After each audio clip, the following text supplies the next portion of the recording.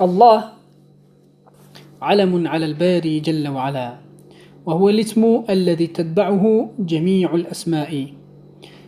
الله لفظ الجلالة، علم السر رب العالمين جل وعلا.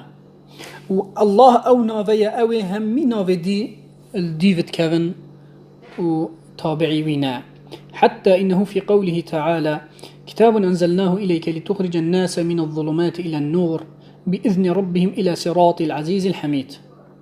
الله الذي له ما في السماوات وما في الأرض وويل للكافرين من عذاب شديد. پارتوکه که میاینه خوار بوده داتو خلقه که پیشتاریاتی ها در بخی بروناهیه بدستیری خدا نوانا بوريكا اوي عزيز اوي هيزوشيان بقوات هرس اوي حميد اوي حمدوي تذكرني كيشكي اللهي وي خداي اوي هر تشتكت عرض عسمانا دا وتعسمانا دا وتعردي دا يوي ويلو إذا ونهالكت جهنم دا بو كافرة بتنش إذا دجوار.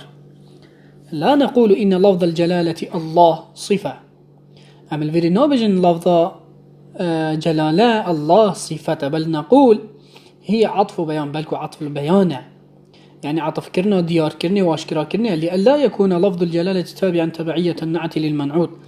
داكو الفيريجي لفظ الجلالة نابتا تابع وكي الديفتونا نعتي صفتي بو موصوفي او اتيتا صفات كرني وصفتي وينا الفيري عطف بيانا چونك الله همين دي فيداتين وتابعي وينا او ناب التابعي چناوا